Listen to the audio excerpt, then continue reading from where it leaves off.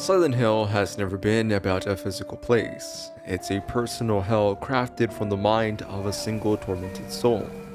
In Silent Hill F, we are invited into the mind of Shimizu Hinako, a young woman living in 1960s Japan, whose world of serene beauty is being consumed by a nightmarish plague of flesh and flowers. This is the story of a woman whose life is not her own. A woman caught between the crushing weight of family duty, a divine fate she never asked for, and the desperate, rebellious desire to make her own choices. Her mind has become a battleground for two competing selves, and the fate of both her and her town depends on which one wins. Hi everyone, I'm Matt Whelm, and today we're breaking down the complete, intricate story of Silent Hill F. We will explore the tragic life of Hinako, explain the divine lore of the feuding gods, and analyze all 5 endings to uncover the game's deepest secrets. So take a deep breath, and let's descend into the fog. Our story centers on Shimizu Hinako. While she was once a cheerful and athletic child, the pressures of her family and society have made her restrained and unhappy. She despises having decisions made for her, preferring to make her own mistakes rather than follow someone else's commands. This fierce individualism puts her in direct conflict with her family, especially when compared to her sister Junko, who is seen as the golden child and the perfect traditional bride. The inciting incident for Hinako's personal hell is a decision made for her. Her father, deep in debt, has arranged for her to be married off to a suitor to clear the family's name. This act treats her as a commodity, a bargaining chip, which is the one thing her spirit cannot bear. But this is more than just a family drama. As the game reveals, Hinako's fate is cosmic. She is a rare child born with divine power, destined from birth to be the wife of the heir to the Fox Gods clan. Her arranged marriage isn't just a transaction. It's a divine destiny she is trying to escape. This immense pressure causes Hinako's psyche to fracture. Her own journal reveals that she feels there are 2 Hinakos living inside her. The original, the rebellious Shimizu Hinako, and a new subservient Hinako, who is trying to take over her body and accept her fate. This internal war is the core of the entire game, and the monsters she fights, often resembling twisted dolls and caricatures of marriage, are physical manifestations of her psychological trauma. Hinako's conflict is influenced by 2 key men in her life. The first is her arranged husband, the heir to the Fox Gods clan, known as the Fox Mask. It's revealed his real name is Tsuneki Kotoyoki, a childhood playmate Hinako had forgotten.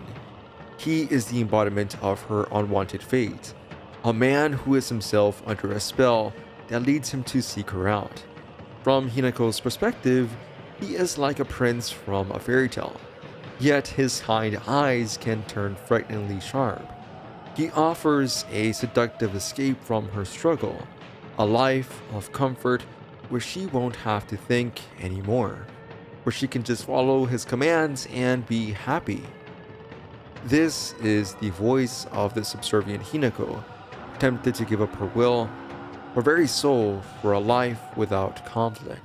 The other man is Shu, her childhood best friend and the one person she believes is her true companion and equal, her partner.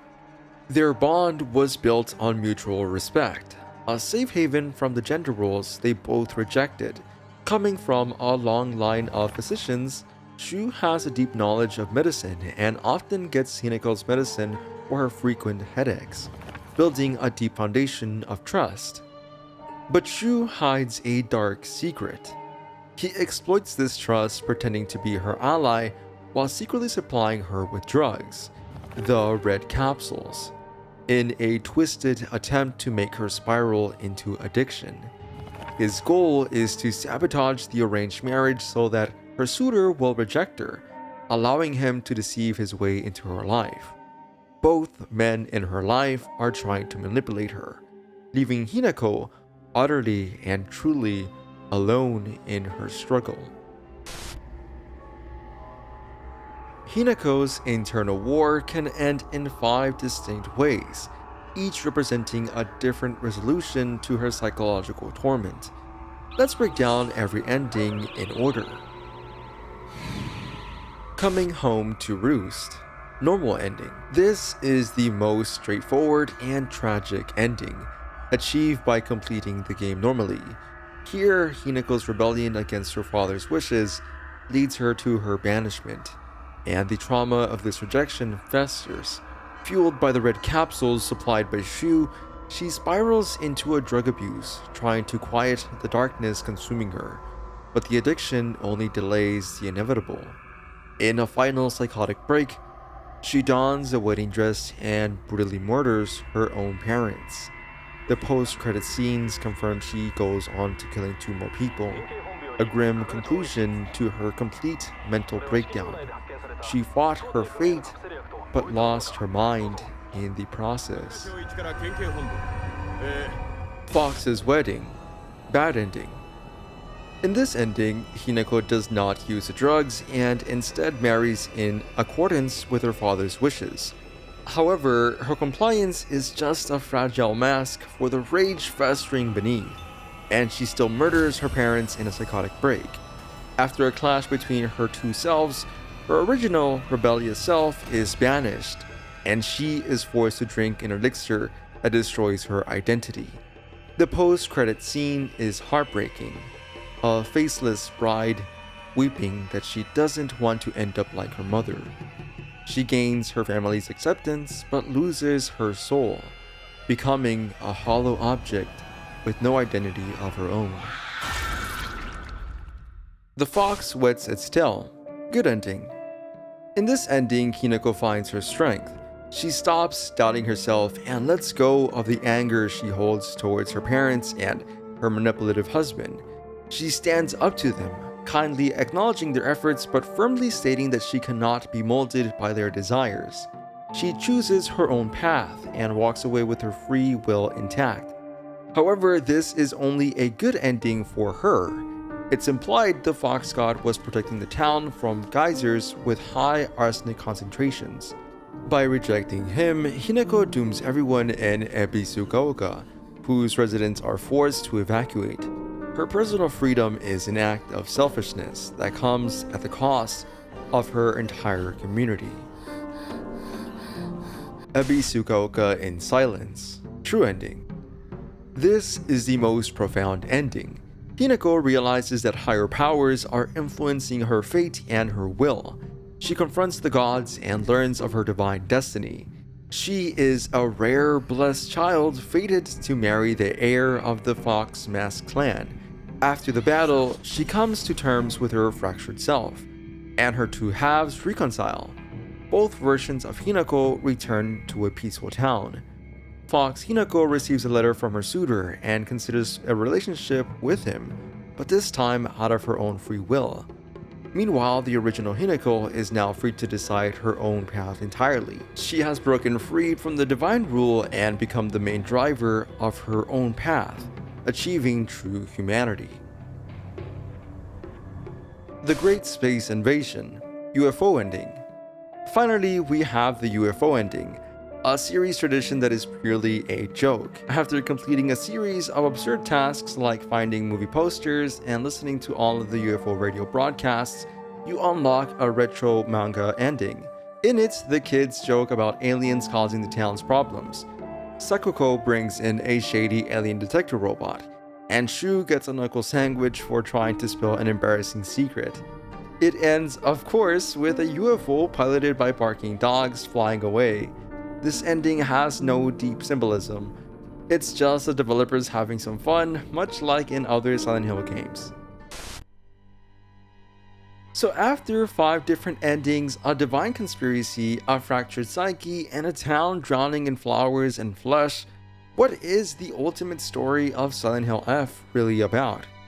This is the part where we step back and look at the board. We have all the pieces: a rebellious girl, a manipulative suitor, a treacherous friend, a divine prophecy, and monsters born from trauma. Now let's connect the strings. The first and most important strings connects everything back to one central point. Ebisugaoka is not a real place. It is Hinako's personal hell, a world literally shaped by her internal war. This is the classic Silent Hill theme, and it's the key to understanding everything else. The doll-like monsters aren't random. They are her twisted, horrifying perception of marriage and womanhood. The entire conflict is a physical manifestation of her psychological torment. But what is that torment? At its core, this is a story about fighting for free will in a world that gives you none. Hinako is trapped in a prison of predestination. On one level, it's societal. The 1960s Japan setting where her parents treat her as a commodity to be sold off to pay off their debts. But the game gives this a terrifying supernatural layer. Her arranged marriage isn't just tradition. It's a literal divine fate she was born into, a destiny to be the wife of the heir to the Fox Gods clan. She isn't just fighting her father, she's fighting the gods. And this is where the two men in her life become so important. Fox Mask isn't just a suitor. He is the handsome, seductive face of giving up. He represents the tempting happiness of letting someone else make your choices for you. On the other hand, Shu represents a different kind of manipulation. He pretends to be the champion of her free will, her partner, but he uses drugs to poison that will, trying to control her in his own way. Both men, the one forcing her into a fate and the one pretending to save her from it, are ultimately trying to rob her of her agency. This is why the endings are not just different outcomes. They are resolutions to this single core question of free will. In the normal and bad endings, she loses completely, becoming a slave to psychosis or her fate. In the good ending, she seizes a selfish freedom, but at the cost of everyone else. It's only in the true ending that she finds the answer. True freedom isn't just rebelling or complying. It's understanding the forces that control you and choosing to walk your own path anyway. All while reconciling all the parts of yourself to become whole and truly human. But now I have to turn the questions over to you. After connecting all the strings, who was the true villain of Hinako's story? Was it Fox Mask, the manipulative suitor who tried to force her into a divine fate she never wanted? Or was it Shu, the childhood partner who pretended to be her ally while poisoning her mind and betraying her trust? But let me know what you think. If you enjoyed this dive into the tragic world of Silent Hill F, please make sure to smash that like button, share and subscribe for more exploration of dark and fascinating horror games. Thanks for watching, I'm Matt Whelm, and I'll catch you on the next one. Stay safe, and be careful what you wish for.